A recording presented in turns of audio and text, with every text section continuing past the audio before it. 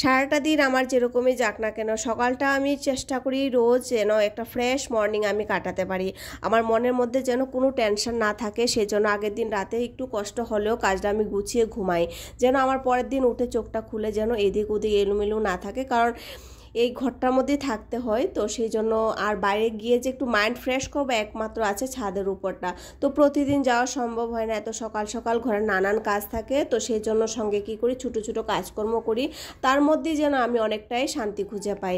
আজকে রাজা যাবে, বাবা যাবে না স্কুলে, তো সেজন্য রাজা, আমাদের ঘরটা তো 1 BHK ঘর, তো সেখানে একটু প্রবলেম হয়ে যায়। সকাল সকালটা ভাই বোন একই সঙ্গে স্নান করে যাওয়াটা যেন একটা যুদ্ধের মাঝামাঝি মাঝে মধ্যে যায়।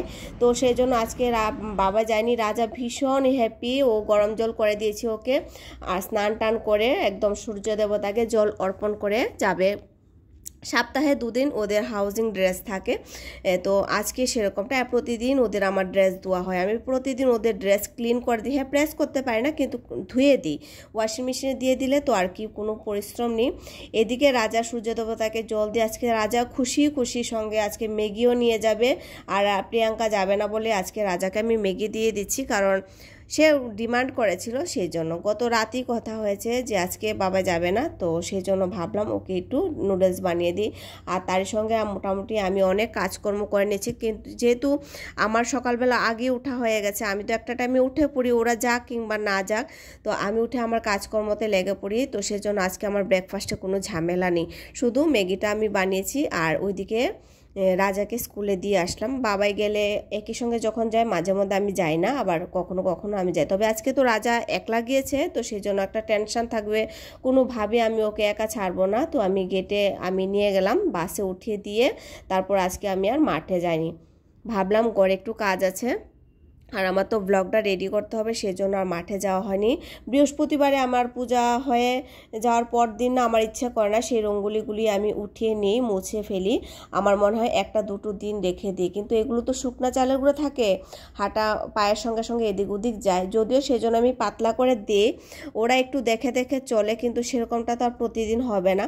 তো সেজন্য শুক্রবারে বৃহস্পতিবারে পুজো দিয়েছি, আর এটা হচ্ছে শুক্রবারের ব্লগ আপনারা পাচ্ছেন, সরি শনিবারের ব্লগ আপনারা পাচ্ছেন, এটা শনিবার ছিল।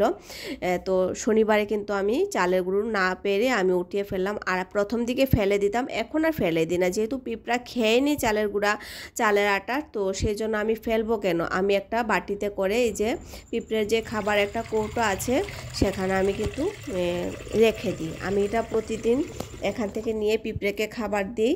আর এখানে আমি কি আজকাল ব্লগ দিলে কি হয় বলুন তো, ব্লগ যদি ফেসবুকে দিই তাহলে ইস্যু চলে আসে, তারপর ব্লগ, সেজন্য ব্লগে আমার ইউটিউবে থাকে, আবার অনেক ভিডিও কিন্তু ফেসবুকে আমি দেই, যেগুলো আমি ইউটিউবে দিই না। আপনারা চাইলে pinky.p আমার ফেসবুক পেজটা ফলো করতে পারেন, সেখানে গিয়ে ফেসবুকে আমার pinky.p নামে আমার ওইখানে একটা পেজ আছে। খুব খুশি হব যদি আপনারা ওখানে গিয়ে দেখেন, ওখানে আমি প্রচুর রিলস আপলোড করি প্রতিদিন। আর যাই হোক, সেখানে অনেক অনেক ভিডিও আমি আপলোড করি, যেগুলো আপনাদের কাছে ভালো লাগবে।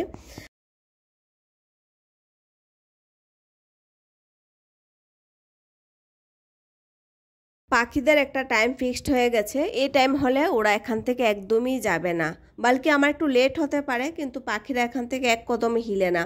আমার এত ভালো লাগে যদি ওদেরকে একটা ডাক দিয়ে খাবারটা দিয়ে আড়াল হয়ে যায়, যখন দেখি ওরা এসে টুকটুক করে খায়, তখন মনে হয় এতটা শান্তি লাগে যে না যাক, ওরা আমাকে চিনতে পেরেছে, আমি এখানে এসে ওদেরকে খাবার দিই, ওরা জানে, প্রতিদিন অপেক্ষা করে। তো সেটা থেকে কিভাবে একটা দিন মিস হওয়া যায় বলুন। তো সেই জন্য আমি কিন্তু সকালবেলা প্রতিদিন এসে খাবারটা দিয়ে যাই, টাইমটা এদিক ওদিক হয় কিন্তু দিয়ে যাই। তো যাই হোক, এদিকে কিন্তু আমার মোটামুটি আজকে প্রচুর কাজ হয়ে গেছে, সকালবেলা উঠেছি খুব সকালবেলা, কাজও ঝটপট করেছি। আপনাদের জন্য মোটামুটি একটা ছোট্ট ব্লগ রেডি করছি, মানে কতটুকু করতে পারবো জানি না, কিন্তু করার চেষ্টা করছি। আর আজকে আমার দুপুরের দিকে অনেক বড় একটা কাজের মিশন আছে, সেটা আমার সাকসেস করতে। বলুন তো কি, এই যে বেডের তলায় প্রচুর জিনিসপত্র, যেগুলো আমরা আগে, আমাদের তো ঘরটা ছিল 2 BHK, যখন আমাদের আগের কোয়ার্টারটা, এখানে সিঙ্গেল হওয়াতে আমরা প্রচুর জিনিস বেডের নিচে রেখেছি। এবার দেখা গেল কি সেখানে প্রচুর কাজের জিনিস থাকে, একটার জন্য অনেকগুলো জিনিস বের করতে হয়, আর সেই বেডের নিচটা একটু আমার গুছাতেও হবে।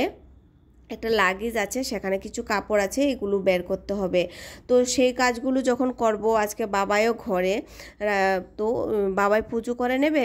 আর আমি কি করব, এই বেলা এই ধরুন 9টা-10টার মধ্যে কাজ যদি কমপ্লিট, যেহেতু আমার হয়ে গেছে ব্লগ, আমি যতটা কমপ্লিট করতে পেরেছি ততটা মোটামুটি ঘরের কাজও আমার কমপ্লিট হয়েছে। সকালে ব্রেকফাস্টটা কিন্তু আজকে এই যে মিঠা চিলা দিয়েই হচ্ছে। রাজা তো স্কুলে পাঠিয়ে দিয়েছি, রাজাকে, বাবাই, আমি আর রাজার বাবা আমরা কিন্তু এই চিলা ব্রেকফাস্ট করব। আর চা থাকবে, আর বাবাই ঘরে থাকবে তো টুকুটেকি খাবি। তারপর দুপুর 12টা 12:30 আমি রান্নাবান্না করব। যেহেতু 1:30টার সময়, 1টা থেকে 1:30টার মধ্যে রাজার বাবা চলে আসে ঘরে, তো আমার ওই টাইমে রান্নাটা আমার হয়ে যায়। মাঝখান দিয়ে যে 2-3 ঘন্টা গ্যাপ থাকবে, আমার ওই যে খাটের তলাটা, ওই বেডটা আজকে আমি একদম ঠিক করব, ক্লিন টিন করে জিনিসপত্র মোটামুটি আমার হয়ে যাবে। কিন্তু যতটা তাড়াতাড়ি করব আমি আপনাদেরকে বলেছি, টার্গেট রেখেছি, কিন্তু অতটা তাড়াতাড়ি আমার হয়নি।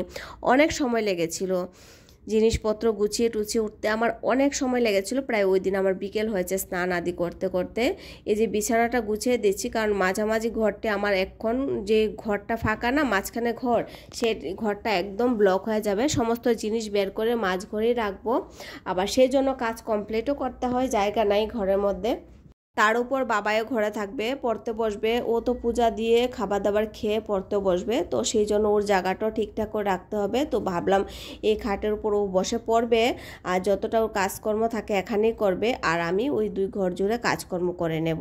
কাজ তো শুধু এই যে খাটের নিচটাই ঠিক করব, তারপরে জিনিসপত্র বললাম না প্রচুর বের হবে। ওইদিকে কিছুটা করে আসতে পেরেছি, আর বাকি রান্নাটা রয়ে গেল। তো দুপুরবেলা রান্নাটা যে প্রতিদিনের মতোই বসিয়ে দিয়েছি। রাজার বাবা ঘরে চলেও আসছে। এখানে ওই দিন বানিয়েছিলাম সয়াবিন দিয়ে আলু দিয়ে ঝোল, সঙ্গে টমেটো দিয়ে, নিরামিষ সবজি। তো ওই তখন নিরামিষ ছিল আমাদের ঘরে, কারণ বাড়িতে জগন্নাথ ভগবান ছিলেন তখন, তো সেই জন্য আমাদের নিরামিষ তো আমরা প্রচুর দিন খেয়েছি। যতদিন রথ ছিল ততদিনই আমরা কিন্তু নিরামিষ খেয়েছি। তো সেরকমটাই অনেকটা দিন মোটামুটি পরে কিন্তু আপনাদের সঙ্গে আমি ব্লগটা শেয়ার করতে চলেছি।